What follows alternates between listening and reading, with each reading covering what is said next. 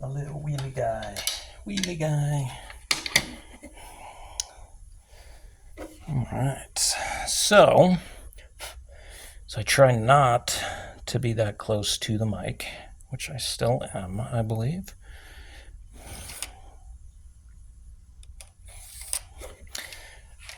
So I'm fresh off of Mad Monster Party weekend where I got to meet Brad and Fiona Dorff. And I've got to say, if you didn't see my full recap, which was, 40 minutes long, not unlike anything else that I'm doing. But I'm trying to add more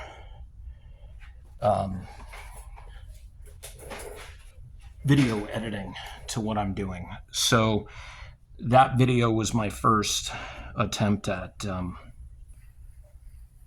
such a thing. And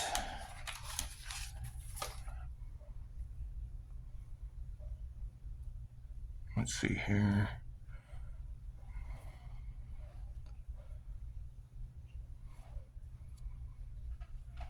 Actually, that's supposed to be. So we're laying out this page, or I've laid out that page. So this is the panel that I'm doing first. There was going to be one panel here and another this part in this panel, and of course you can see they're supposed to be flipped as to right here.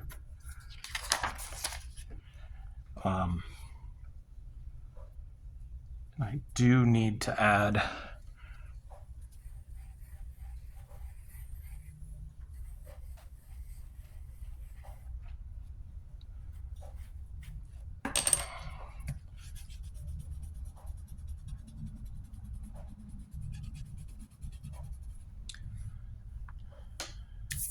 But yeah, if you haven't watched my breakdown of Mad Monster, I was only there for one day, but it was so much fun. Getting to meet Brad and Fiona Dorff, having a photo op, making a couple of new acquaintances who I will probably, hopefully see at Gathering of the Ghouls, and then maybe some people who are going to show up to Tucson Comic Con who were there, I think is pretty tremendous.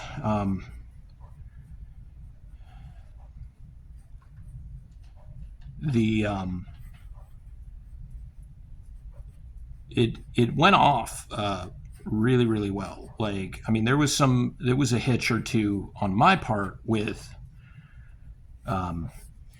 having my ticket, and then not on my part, but getting home, because there was that big I don't know if it was a crash or whatever, but it resulted in like a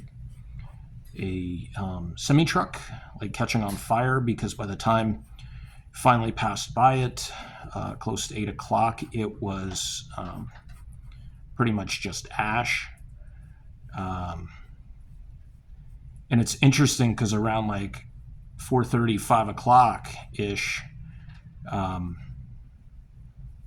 my friend Dustin, who also had been driving home, and he messaged saying, hey, there's this like pileup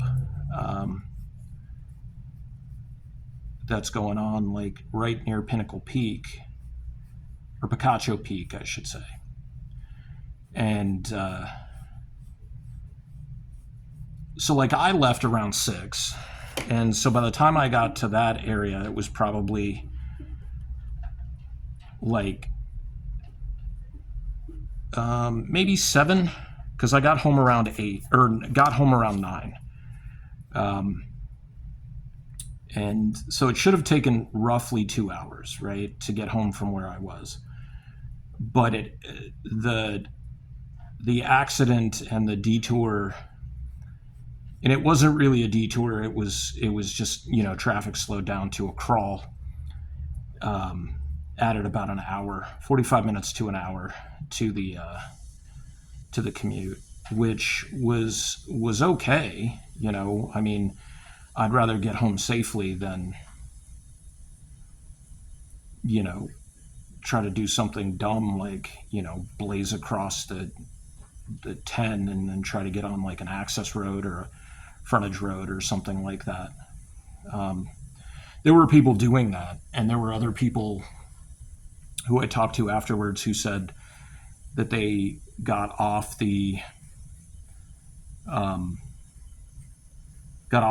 and they went another route and stuff like that. But I mean, I've always been, I guess, I have very, very poor impulse control, right? And so like at first I was in the middle lane, like when we came up to that, and the left lane started to move a lot faster, and I was just like, the middle lane is still going to be the best, because if we have to merge over to the right lane, then I'm in the middle lane to get to the right lane. If we have to merge over to the left lane, then I'm in the middle lane to merge over to the left lane, and I don't have to pull all the way across one way or the other. So I stuck with that until I messaged Dustin, because we were at a complete standstill, and was just like, yeah, this is still going on. And he goes, we had to pull all the way over to the far left lane. And so I waited a while and kept trolling along a little bit, only to eventually pull into the left lane all the way, and stayed there until we ultimately got past the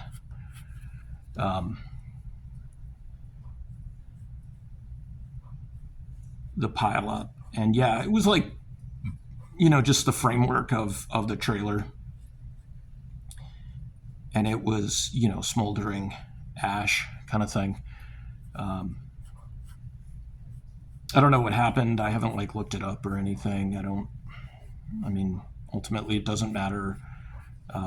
Whatever it was must have been carrying something specific or significant, because even that, like not being able to get that blaze under control for multiple hours for a semi-trailer. I mean, even large semi-trailers are like, 60 feet?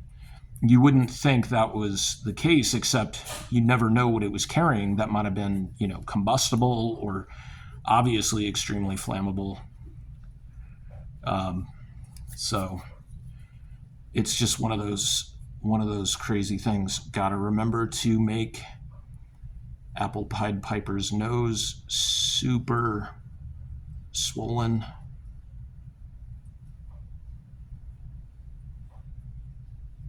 Because their nose was broken in the previous scene.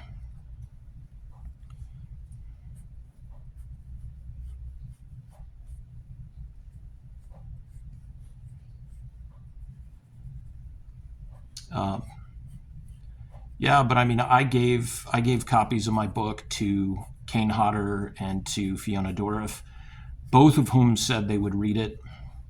So I hope when they get a chance they do read it. Hope that they, maybe feel compelled to like reach out and tell me if they liked it or what have you, or post something about it on social media or something like that. That'd be awesome.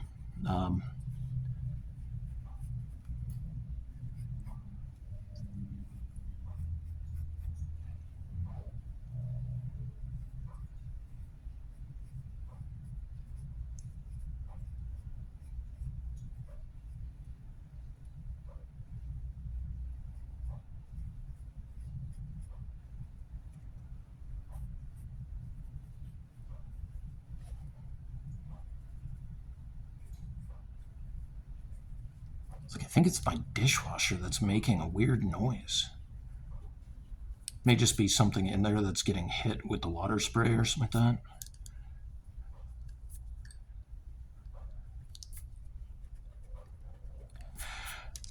But you will undoubtedly see more videos here on YouTube of like my artwork and stuff like that, because in its infinite wisdom,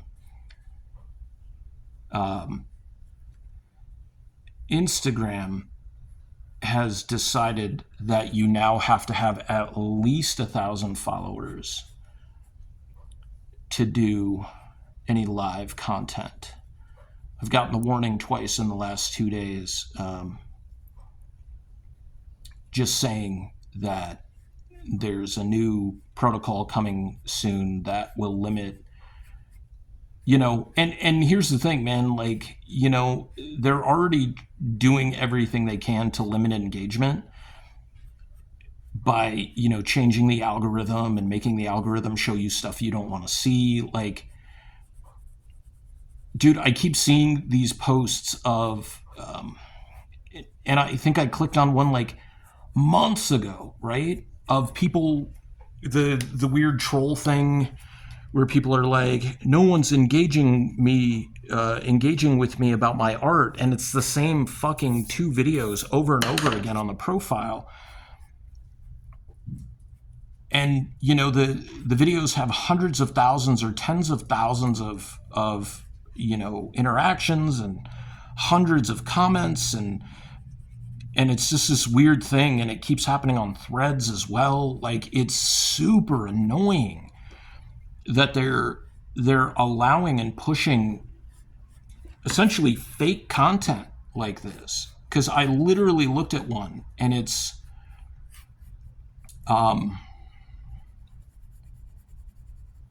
and you look at the profile, and it's literally the same 2 videos for days and weeks and months on end. I'm not saying that the person is fake, but like it's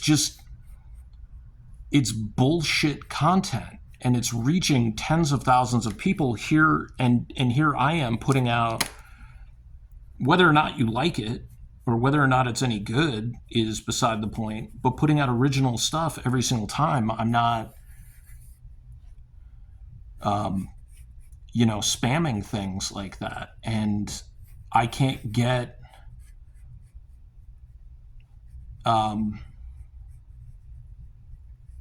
I can't get any considerable growth. And that's the thing, is it's like, oh well, I've had former friends who are like, I can't believe I have more followers than you, and I'm like, yeah, I can't believe it either, because you never post anything, and wasn't really a fan of their artwork, and all they do is fan-based stuff. They don't have any of their original content themselves. But then I look at their profile, and I'm like, you were following 3 times as many people as you have followers. So you'd have like 600 or 700 followers, but you're following like 2,000 accounts, and it's like, yeah, man, that'll be sure to boost your profile a little bit, but that's not really the point.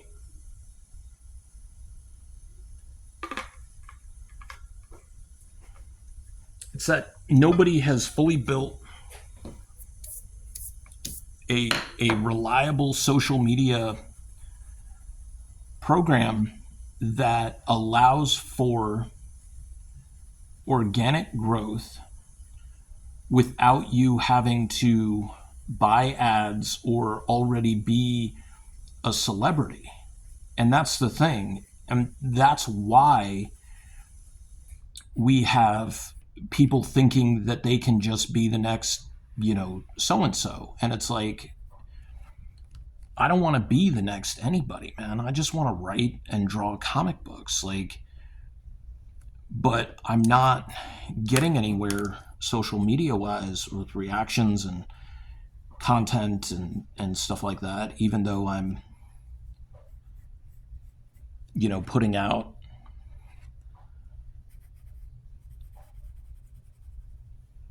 original stuff, right?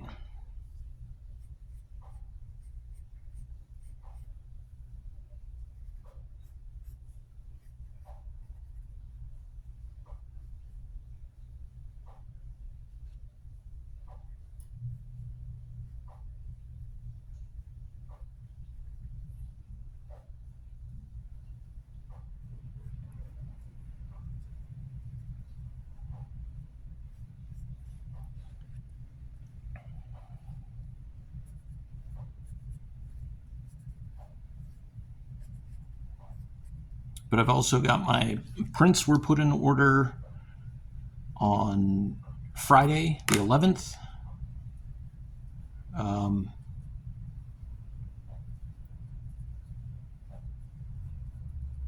So we will be seeing something sometime soon. Stickers were ordered as well.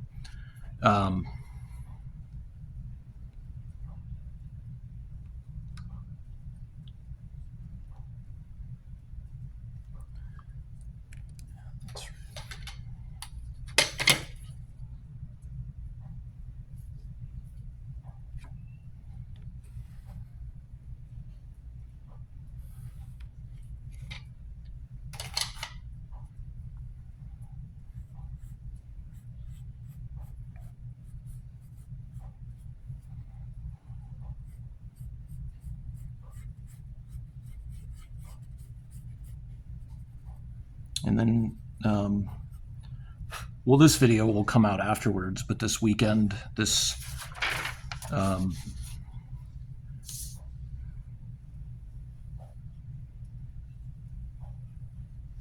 trying to figure this part out, just because there's that 180 rule, right? You don't break the 180 degree boundaries, so you see where they are right now. Like, you can't flip it around, or you shouldn't, right? Because it's disorienting and confusing for the viewer, but you know.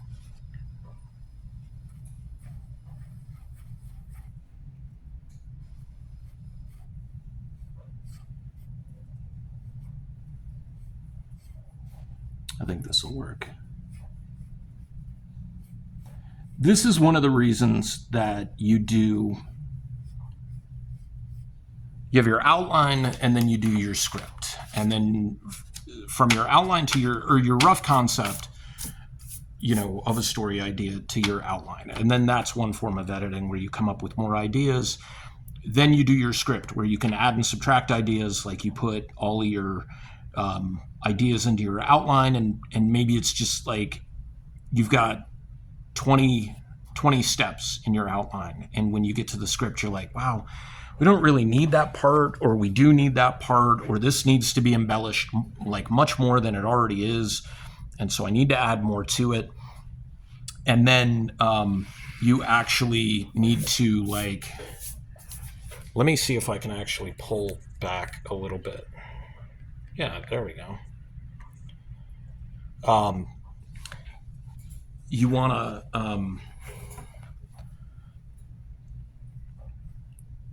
you can edit at that point, right? So you edit from your original concept, because editing is just like any changes you make.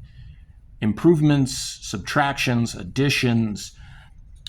You can edit and make things way, way worse, right? Like, we've seen movies that, like, you see them get cut down for time or whatever, and then you see the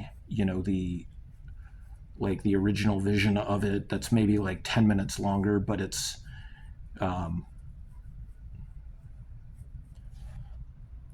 very, like, it makes sense, right? Or not even, it's made worse. It's just a great example is Leon. The international release, or director's cut, whichever you want to call it, had about 20 extra minutes of time in it, in story, where Leon trains Matilda to be a hitman and takes her out on, like, missions with him, and then there's more in terms of the storyline of her expressing, thinking she's in love with him, and him like telling her why that's not going to happen, and I think the American version, the American release, it was cut down, and it was had those 20 minutes cut out of it. And some of it was just for the violence of him going out and doing the hitman jobs, right? But then there was some that I'm sure was cut for American audiences and sensibilities that felt that that conversation between Matilda and Leon was going to blur the line that there was something romantic or sexual going on between those two characters. And it's funny because when you cut that, specifically that scene out of the movie, and you have the the scene where they wake up and they're in bed together, like that's way more like, wait, did what I think just happened actually just happen? Versus, oh, they woke up in bed together after they had that conversation, and it was very clearly established that that was not where he was coming from. And he really set her straight in that. There has since been a lot of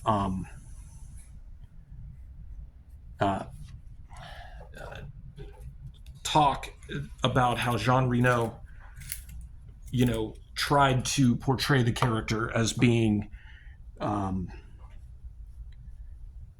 like stunted emotionally. So he was very naive himself. So it didn't come across as this was an adult who was, even in any appearance, taking advantage of a child, right?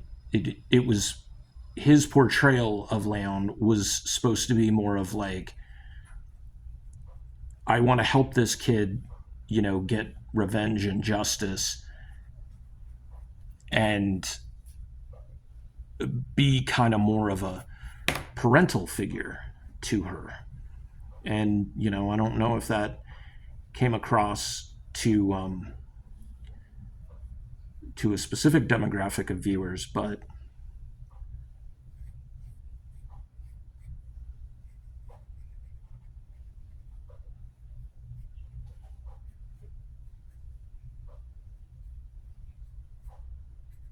and that was the thing. Like, I don't know if you've ever watched like the commentary tracks and stuff like that, where Luc Besson talks about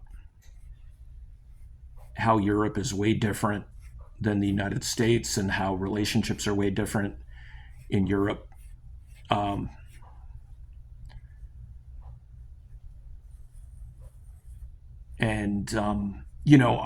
sure some people would say, even before the allegations of sexual harassment on set, and with his actors, or he was accused of sexual harassment, but I honestly don't remember if it was by actors that he was working with, or if it was like crew, or if it was just, I think it was actors. So, I'm sure that doesn't help his case, but even then, he was talking about how in Europe it's not uncommon to see a younger girl with an older man. And I think he actually used the term girl, not young woman. So I think there were already some people who had an issue with that. I mean, whether it's, the fact that it's true, notwithstanding, there was a lot of, I think there was a lot of pushback from that. And there was, him telling this story from his perspective, because he is French and Jean Reno is French. But that's obviously not how Jean Reno played it, in terms of the character. And I think with the Americanized version, it did come across that way. But with the director's cut or the international release, because In the States, it was released as the Professional originally, and as in international release, it was released as Léon. And so it has subsequently been, re-released as Léon the Professional for its, anniversary issues and its director's cut and stuff like that.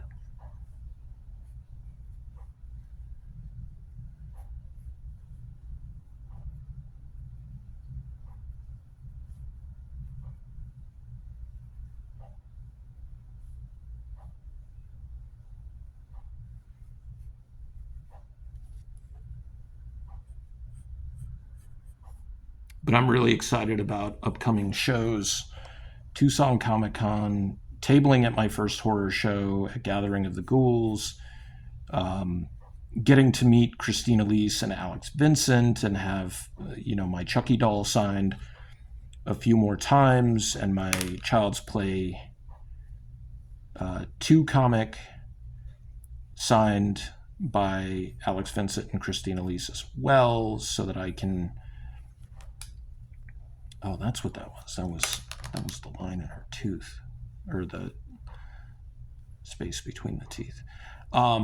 Yeah, I'm just like super, super excited. Like, Mad Monster was a lot of fun, and it was, just very telling with how the horror community really kind of gets out for things. And there was only a couple of hiccups, and not even at the show. It was more later on social media. I mean, one thing I really wish conventions would do, and this isn't limited to Mad Monster, like Tucson Comic Con doesn't do this, and I've seen a ton of conventions that don't do this, and it's annoying because it would be nice to know, even, a few days, if not a week before going to a show, how much certain celebrities are charging.